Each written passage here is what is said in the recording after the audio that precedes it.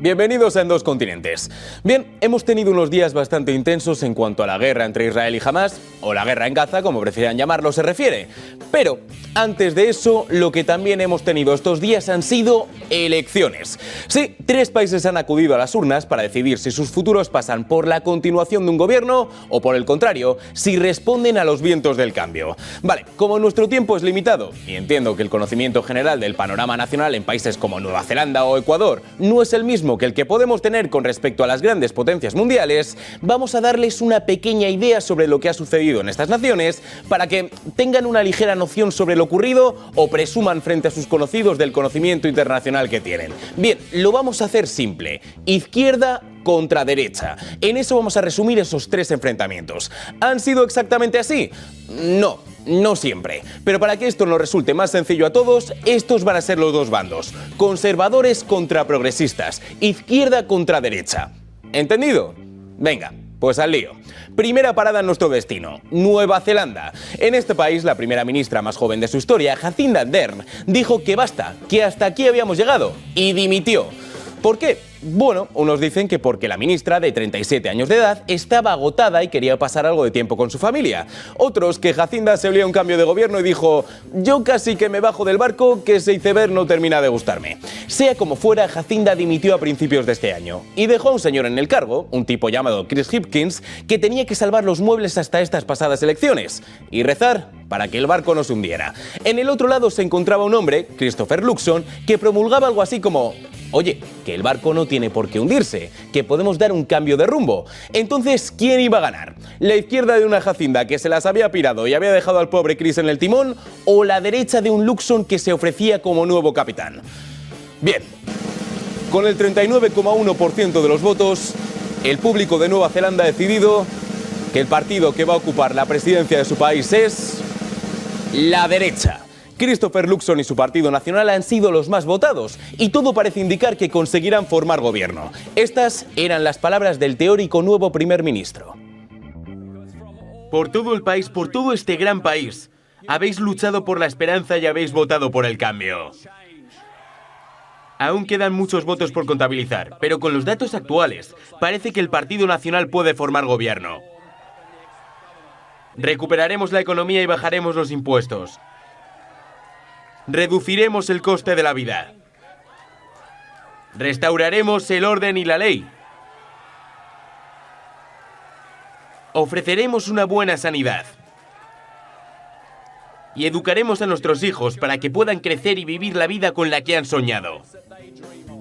Pues de Luxon, Dios de mi vida. Bien, Luxon no ha conseguido los suficientes votos como para gobernar en solitario, pero todo parece indicar que no tendrá demasiados problemas a la hora de negociar con partidos afines. Sí, amigos y amigas, el diálogo entre partidos sigue siendo posible, aunque sea en otro país.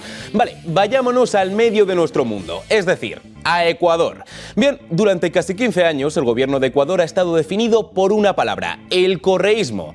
¿Qué es eso? ¿El gobierno de correos? ¿El gobierno de alguien a quien le gusta correr? No. El correísmo es una ideología que llamaremos de izquierdas para que ustedes no se líen demasiado, que ha imperado con puño de hierro en Ecuador en honor al expresidente Rafael Correa. Durante 10 años, Correa fue la principal figura de autoridad en el país. Después, su sucesor, Lenín Moreno Garcés, gobernó durante 4 años más. Guillermo Lasso Mendoza había sido el único gobernante sin ideología correísta que había ejercido el cargo durante 2 años. Así que ahora, Ecuador se enfrentaba al regreso de ese correísmo, encabezado por Luisa González, elegida personalmente por Correa, o el nombramiento de Daniel Noboa, un empresario de 35 años, hijo del hombre más rico de todo el país y con una idea de gobierno que él tiene bastante clara, pero que, escoja una vía u otra, afectará a sus negocios. Entonces, ¿quién ganaría? ¿La izquierda correísta de Luisa González o la derecha de Daniel Noboa? Bien, con el 52,1% de los votos, el público de Ecuador ha decidido que el partido que va a ocupar la presidencia de su país es la derecha. Daniel Noboa va a tener la oportunidad de silenciar a todos sus críticos, o de demostrar que tenían razón, solo el tiempo lo dirá. El que tiene algo que decir es el propio Daniel Noboa, que no solo confía en sí mismo, sino también en un futuro con un país próspero. Y darle progreso a un país que tiene todo para hacerlo, un país que tiene todos los elementos para ser un ejemplo mundial. Nosotros hoy cerramos un capítulo de campaña. Mañana empezamos a trabajar por ese nuevo Ecuador. Mañana empezamos a trabajar. Mañana empezamos a trabajar para reconstruir un país que ha sido gravemente golpeado por la violencia, por la corrupción y por el odio. Pues muy bien, Nueva Zelanda y Ecuador listas. Cambiemos de país y de continente. Y es que, aunque los dos comicios de los que hemos hablado eran importantes, este tenía su jugo. Vámonos a Polonia. Este es un país muy interesante, por las dos guerras de las que los medios hablan, la de Ucrania y la de Gaza.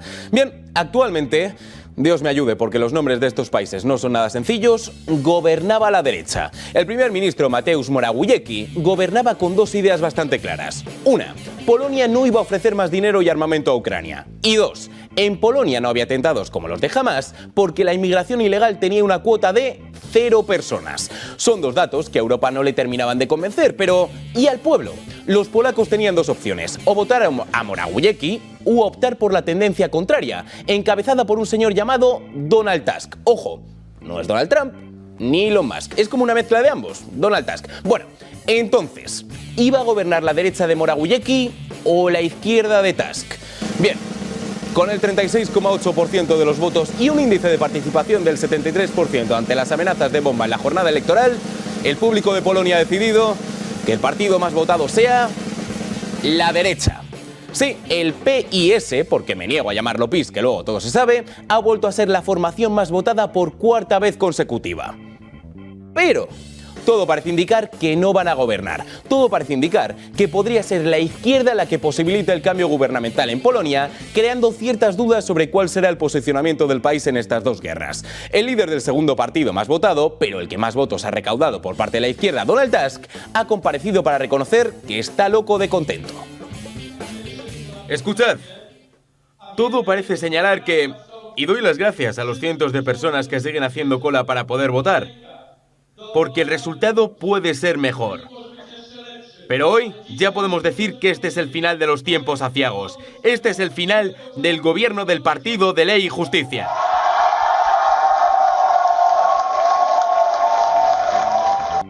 El Partido de Ley y Justicia es el que les digo que se llama PiS, por si había confusiones. Sí, todo parece indicar que Tusk va a poder gobernar. ¿Y por qué? Pues muy fácil, porque parece que en casi todos los países del mundo es sencillo que los partidos de la misma ideología puedan negociar y formar gobierno, menos en España. La tercera vía, nombre del partido quizá menos ambicioso de toda la historia, podría posibilitar el gobierno de la izquierda en Polonia. Y es que, no, en serio, ¿la tercera vía? ¿La primera y la segunda estaban cogidas y había que ir a por el bronce o qué? A lo que iba, que esta tercera vía promete ser el aliado clave del partido del PiS. ¿Cómo no adorar la política internacional? ¿Y quién dirige esta formación? Pues, ¿para qué me meto en estos líos? El señor Władysław Kosiniak-Kamysz. Es un gran día para todos nosotros. El día en el que comienza un gran cambio.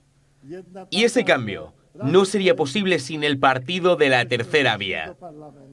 Así que, primero, dejadme dar las gracias a Simón por cofundar la tercera vía. Simón, gracias.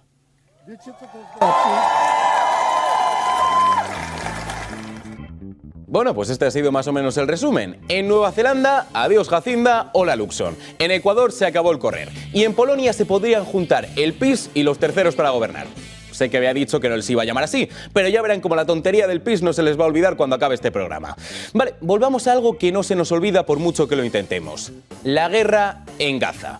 Bien, el presidente de los Estados Unidos, alguien que tiene elecciones el año que viene, por cierto, Joe Biden, ha acudido al programa 60 Minutes para que le hagan una entrevista de... pues eso, 60 minutos, el título del espacio está bastante claro. La cuestión es que Biden ha utilizado esta hora para hablar con la mayor contundencia posible sobre el conflicto entre Palestina e Israel con Hamas y Hezbollah por medio. Y atención, porque el titular de esta entrevista puede haber sorprendido a más de uno. El tono del presidente de los Estados Unidos ha ido cambiando bastante en una semana. Pasó de cierta indecisión en los primeros días del conflicto a una contundencia bastante notoria, en la que Biden afirmó su apoyo total a Israel y a unos últimos días en los que el presidente ha incidido en algo que es importantísimo, que jamás no representa a toda Palestina. Hamás es una organización terrorista y Palestina es todo un territorio.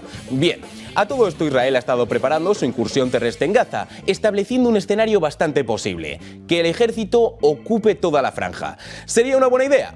Bueno, según Joe Biden, no. ¿Apoyarías la ocupación israelí de Gaza en este momento? Creo que sería un gran error. Mira, lo que ocurrió en Gaza, desde mi punto de vista, es que Hamás y los elementos extremistas de Hamás no representan a todo el pueblo palestino. Y creo que sería un error permitir que Israel ocupe Gaza de nuevo. Pero que entren y acaben con los extremistas y con Hezbollah, que está al norte, y Hamás, que está al sur, es un requerimiento necesario. Es decir, es algo así como, tampoco hay que pasarse. ¿Entrar en Gaza y no dejar a un solo terrorista vivo? Bien. ¿Entrar en Gaza y quedarse por ahí tocando las narices a todo palestino que se cruce por el camino? Bueno, pues tampoco tiene que ser eso, y tiene su sentido. Es exactamente lo que les hemos estado diciendo desde el comienzo de la guerra. Para Israel, esta no es una guerra contra Palestina, lo es contra el terrorismo, lo es contra Hamás y contra Hezbollah, una organización libanesa con participación en la política del país, que ha atacado a Israel por el norte y que esta sí, está financiada por Irán. Y aquí el segundo asunto que nos interesa que responda el presidente de los Estados Unidos. La cosa con Irán está calentita. El país ha sido acusado de ayudar a Hamás en el ataque y no solo eso, de estar esperando el momento adecuado para atacar, algo que sería toda una bomba para el mundo. Una nuclear, por cierto, que el arsenal que tienen los iraníes es curioso. Por tanto, vayamos paso a paso. ¿Ayudó Irán a que Hamás atacase a Israel? Responde el presidente de los Estados Unidos. ¿Está Irán detrás de la guerra en Gaza? No quiero hablar sobre información clasificada, pero para dejártelo claro, no hay pruebas de ello. ¿En este momento no hay pruebas de que Irán esté detrás de esto? Correcto, Irán apoya constantemente a Hamás y Hezbollah. No hablo de eso, pero con respecto a si tenían el conocimiento y se habían planeado el ataque, no hay pruebas en este momento. Bueno, seamos sinceros, tengamos las desavenencias que tengamos con Joe Biden, ha habido algo que el presidente de los Estados Unidos siempre ha sabido hacer muy bien: no precipitarse, especialmente cuando hablamos de sucesos internacionales. A pesar de que los medios y el mundo han corrido para buscar culpables, Joe Biden siempre ha presumido de tomarse el tiempo necesario como para que se demuestre quiénes son los verdaderos responsables, incluso si eso implica, de forma indirecta, defender a enemigos como Rusia o China. Eso lo sabe hacer muy bien Joe Biden y hay que reconocerlo.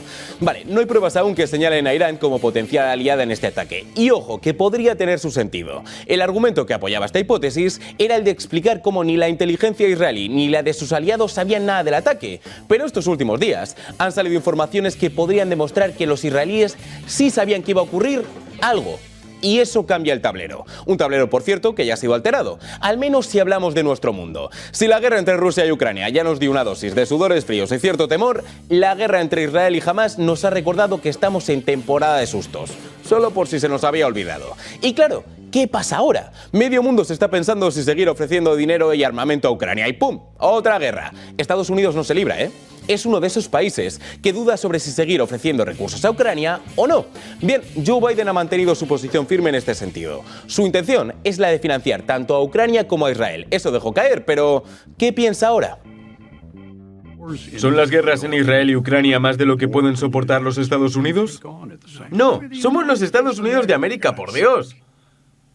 Somos la nación más poderosa en la historia, no en el mundo, sino en la historia del mundo. En la historia del mundo. Podemos financiar ambas guerras y ocuparnos de nuestra seguridad nacional. Se me había olvidado con quién hablaba. Son los Estados Unidos de América. Puede con absolutamente todas las guerras que tenga de por medio. Joe, ¿cómo? Estados Unidos no tiene ni portavoz ni presupuestos. ¿Cómo va a poder financiar no las dos guerras, sino una de ellas? Bien, Joe Biden sigue defendiendo su candidatura de cara a las elecciones del año que viene. Y atención, porque le han preguntado por esa misma candidatura. Y lo que nos ha contado Joe Biden no es algo de interés para el pueblo americano, sino para el pueblo y el mundo entero. ¿Estás seguro de que quiere volver a presentarse? Sí, porque estoy seguro. Mira, cuando me presenté, dije que el mundo estaba en un punto de inflexión. El mundo está cambiando, pero tenemos una oportunidad para arreglarlo. Imagina que conseguimos triunfar al pacificar el Oriente Medio, que conseguimos la normalización de las relaciones. Creo que podemos hacerlo.